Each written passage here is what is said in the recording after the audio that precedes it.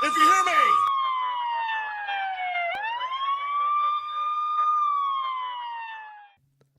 What's happening, good people, and welcome to another episode of Oh, It's True.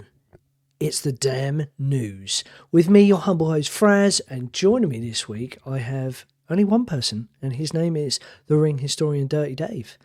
Now, before we get into it, ladies and gentlemen, please don't forget to like, smash the bell for notifications, and also, if you're not subscribed, please, can you do so? Because we post weekly wrestling content that you cannot miss.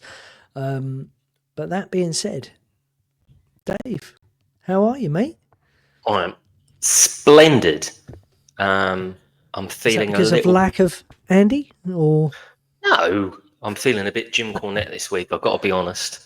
So it's probably that's probably good he's not here. God, can you imagine double team by you and Andy? Jesus. Nah, it's all good. No, but other than that, my man, all good. Just not happy that summer is seemingly well and truly over, but alas, it is what it is. It's all part of the build to WrestlePalooza. Indeed it is. And that is what I wanted to briefly touch on first. Headlines this week. Obviously, the WrestlePalooza card is complete unless they chuck a curveball at us this week. The start of the ESPN era. I'm looking forward to it. The card is pretty stacked.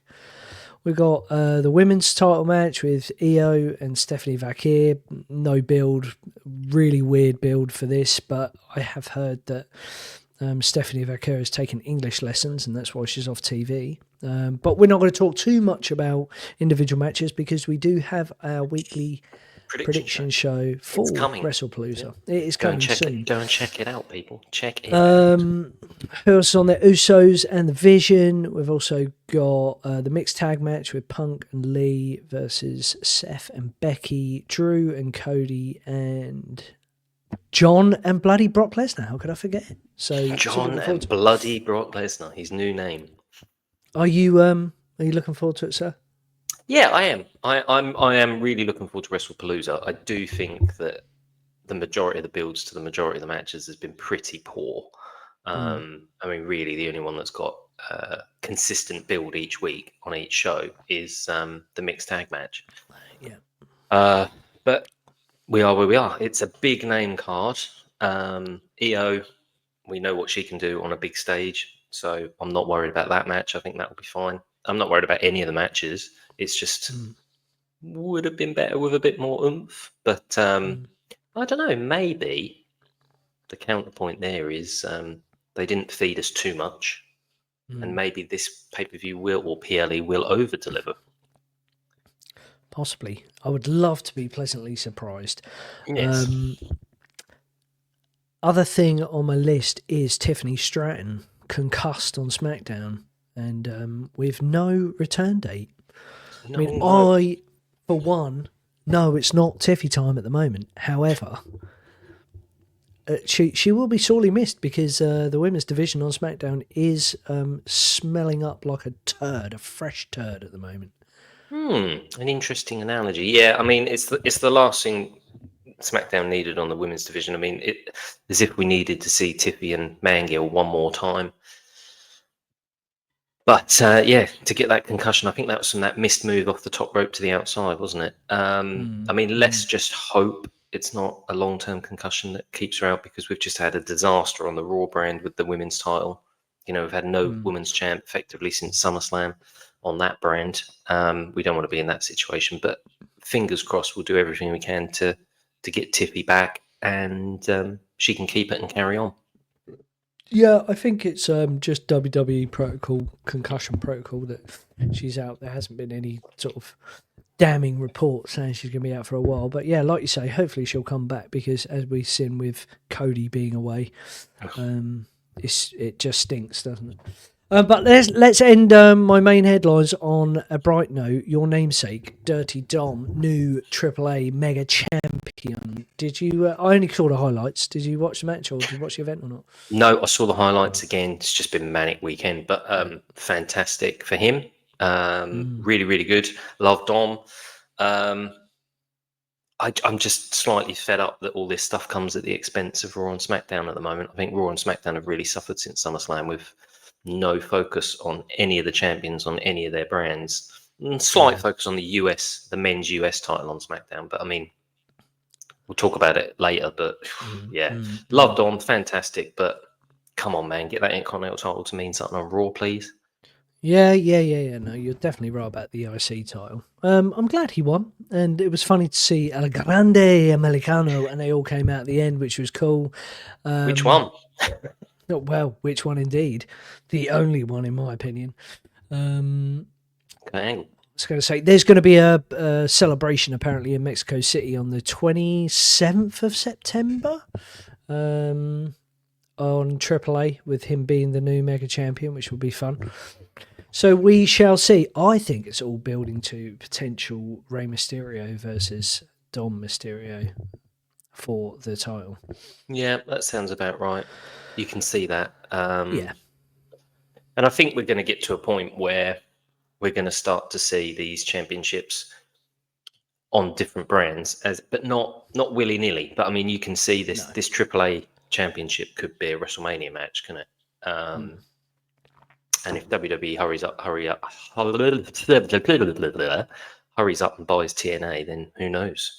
You won't need to go anywhere else apart from ESPN, Netflix, whatever brand SmackDown's on, YouTube.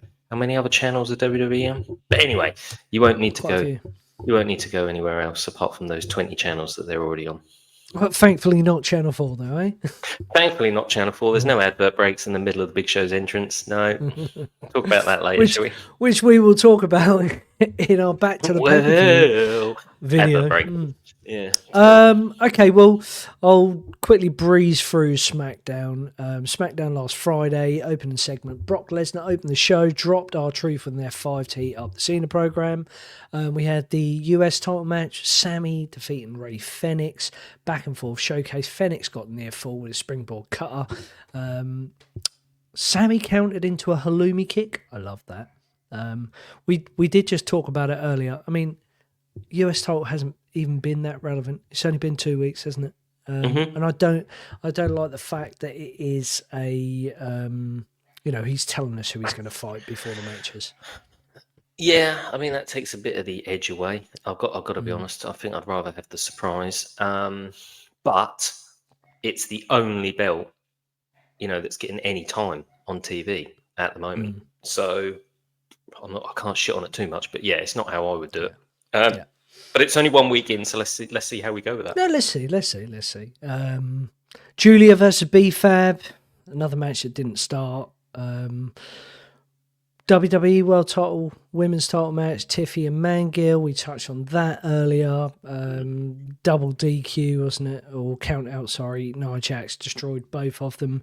And then the main event, Drew and Randy, which I was really looking forward to. Up until Drew slammed Randy onto the ropes, and Randy got really pissed off, didn't he? He actually got out of the ring, didn't sell his punches. And then I think I saw a video or a clip on Insta or Twitter, I can't remember where I saw it, where Randy says something like, "Motherfucker, slam me on the ropes," or something like that. He, just before I think he went for his RKO, he gets up and he goes, "Motherfucker, 25 years of doing this, I've never been slammed headfirst into the ropes," or something like that. And you just think, oh, professional.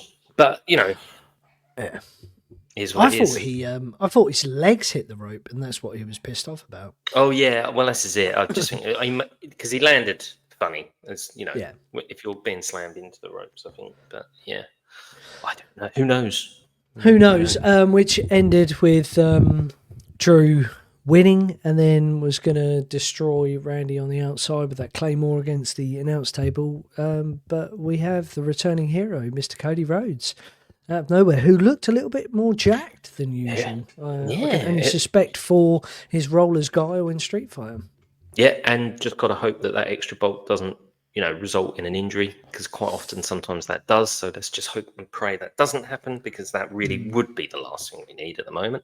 But yeah, no, I mean, he looked good, came out of nowhere, wasn't advertised, was a bit of a surprise, was okay. But in total, what are we talking? He was on TV for like 42 seconds. Oh. Okay, Jim. Just try and calm. And he can't say WrestlePalooza. Palooza! WrestlePalooza. It's like, Jesus. Yeah, but let's hope he's not going to take any more prolonged breaks and is now a regular feature, because despite whether you agree that he's not there or he's there, he makes a difference. You need the champ on there, a bit like you need Tiffy. I mean, that women's division is dying a death, but she needs to be there for that to sort of move on. I've fucking no idea why we're seeing Nia Jax in the mix as well. Sorry, I know I'm going on a tangent, but right, Jim. Just a bit stinky. Just the women's bit stinky. I'm loving, But it is an interesting contrast now that SmackDown, the women's championship was on the line, the US championship was on the line, and the WWE champion returned. Complete contrast to Raw. Mm. Yeah. I know. Quick word on Brock. I thought R-Truth was excellent. Ripping your pants is the way to go, isn't it? Yes, of course. I mean, it was all right. It was good. It was fun, but did I want to see some physical altercation? I mean, we knew Cena wasn't going to be there. So we've heavily advertised Brock, so I suppose we shouldn't really have got our hopes up for too much more than what we got. But of course, the highlight was ripping his pants. What a ledge. And he had a laugh with it as well. He did indeed. Blue underwear, so at least he's true to SmackDown and came out wearing, Indeed he is. I'll take that. Here comes the pain. So overall, what are you giving SmackDown? A, B, C, D, or U? For ungradable. Uniform dog shit. No, I'd just say it's middle of the road. It's middle of the road with a bit of unfortunateness. I mean, the women's title was probably going to be a no contest regardless of the injury. So, I suppose. I think it's safe to say. It was all right. C, isn't it? Yeah. Right. It was all right. A C grade show. Moving on to Raw from Cleveland, Ohio. Cena addressed Brock Lesnar. No. A bit of fun and hope for. No? This week's Raw was from Springfield, Massachusetts. Oh, my apologies. I thought you were going to say Cena didn't come out straight away. No. It was Springfield, Massachusetts, where he used to play college. Where he used to go to college and play college football. But it's quite a small arena, so they didn't have the big stage. I think there was only 5,000 people there. It's disgusted by this, yeah. They did In Your House, D-Generation X In Your House in 1997 from there. It's one of their. It's usually their December arena because it's quite a small one. I don't mind actually going to a smaller arena and having a smaller stage if the arena's sold out and it's packed. I think I'm from the day and age where I remember when Raw only had 500 people in the crowd. So if the show's good, I'm not too bothered about all the dress up. But if you're paying $500 for a ticket and you get a house show and there's no champions and there's no titles and there's no real build to the main pay-per-view in 6 days' time, I'd probably be a little bit annoyed, which is what I saw on the internet, that there was just a lot of people kicking off about it. But I have no problem having a small stage if the arena's packed, and I'd rather WWE went to smaller arenas if they looked packed than having to block off some of the arena and only show weird camera angles. But that's just me. Shall I continue with the rest John of Cena, Raw, yes. John Cena, Karen. So, ladies and gentlemen, as you can tell, Dave wasn't very impressed with Raw this week, but I will continue. Cena addressed Brock Lesnar in the opening segment. Lyra Valkyria defeated Roxanne Perez. Penta defeated Kofi. I've also got the in-ring face-off between Punk, AJ Lee, Becky Lynch, and Seth Rollins, which has been the best build for WrestlePalooza, and those two have so much chemistry. I believe we could see some kind of chemical explosion. Oh, there's a Dogie. El Grande Americano defeated Dragon Lee. Stephanie Vaquer defeated Kairi Sane, and the main event was a repeat of every single other week, which is Bron Breakker and Bronson Reed versus LA Knight and Jimmy Uso. This time, LA Knight beat the fuck out of Jey Uso. So who knows what's going to happen? But if you want to know what I think is going to happen, then you need to watch our prediction show, which will be coming out this week before Saturday, obviously, because it'd be pretty pointless if we did it after. Yeah, Raw, again, very much like SmackDown. I would say probably C. Always great to see Cena. One thing I do want to see is Rey Fénix and Penta. You know, together. How good would that be? Yeah, for sure. It'll be really cool. And as I've already touched on, the mixed tag interaction between the four of them was epic. Yeah, not going to say too much. Your thoughts and feelings on the show, David, other than it being very expensive, not particularly great. And well, I mean, the expense thing doesn't bother me. That's just what I saw lots of complaints about. You know, people got to the arena, took pictures, and like, you know, spent 500 quid to come here, and it looks like a house show. But yeah, I don't care. I wouldn't spend it. But I think what bugs me is just how the show runs. 6 minutes into the show before we even got inside the arena to see the ring. So we're looking at pictures of the outside, pictures of the roads, pictures of the river. We're having a 3.5 minute highlight of the Usos from the previous week. So, you know, 6 minutes before we get into the arena. I mean, that's just insane. And then the show just flows so badly. It takes the timings of the breaks, the timings of the cuts, the random cuts halfway through a match. You'll just cut and see outside the arena, and there'll be an advert for just nothing, and then you'll come back, and I just don't get it. I really struggle with that. No tag team champions, no Intercontinental champion. You know, the world champion's in a talking segment. No women's champion. Women's Intercontinental champions in a talking segment. I just think I need a reason to watch some of these matches. On paper, they don't even look that great. Thank God they were good. I mean, Penta and Kofi ended up being a really great match. Fantastic finisher. And that's cool. But the matches don't mean anything. There's no reason to get excited. You know, I generally think we need another title on both shows. And I don't know if Raw has a net. I mean, this is going to sound terrible, but like it needs a Netflix title, like the old school WCW TV title. And whichever bloody channel SmackDown's on, that can have that. A UPN channel. I don't care, but they need something because you're watching these. I mean, Penta, look how fantastic he's been. He hasn't won a belt this year. I mean, that's just insane. And then we see him every single week, and that's cool. But at the same time, I need to be invested to see that his story's progressing. People, you know, and the old school European title might not, and the WCW TV title might not have been great, but they were a good stepping stone. They were a good segment, first 2-3 segment match on a show, and that did start to build the show, and it did get people important. You're like, okay, now if Eddie Guerrero's won the European title, you're sort of like, right, okay, this is going to be good. I want to see what happens here. So I think we need something like that. The last month, where basically none of the champions have been on either of the shows, that's just poor. That's just really, really poor. Do you think it might be something to do with the fact that they don't want the champions to get injured? That's why they're not having matches, because they have so many of these PLEs. Yeah, but I mean, on a lot of the PLEs, the championships aren't even on the line either. And quite frankly, you've got such a stacked roster that if someone gets injured, you really should be able to put. I mean, like if Dom got injured tomorrow, there's about 10 people that could be the Intercontinental champion on Raw.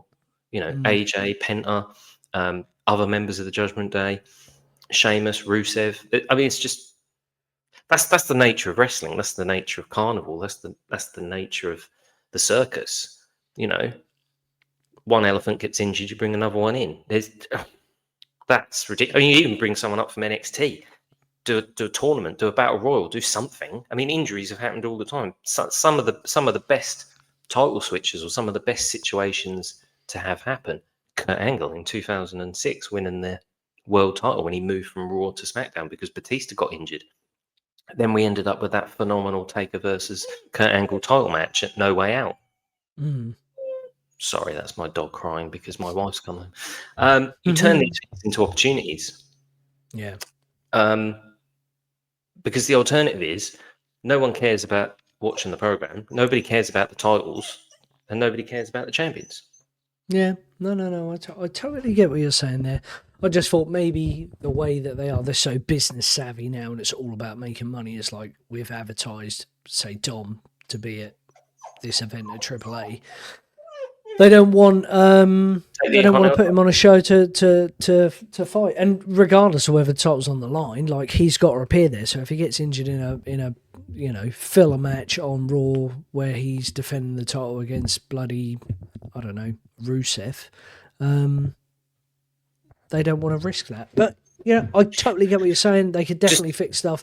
Creative is not on point at the moment. The whole booking of each of the shows is pretty piss poor. It seems like they hit 1 week and then 3 or 4 weeks misses. We get one show every month that's actually half decent.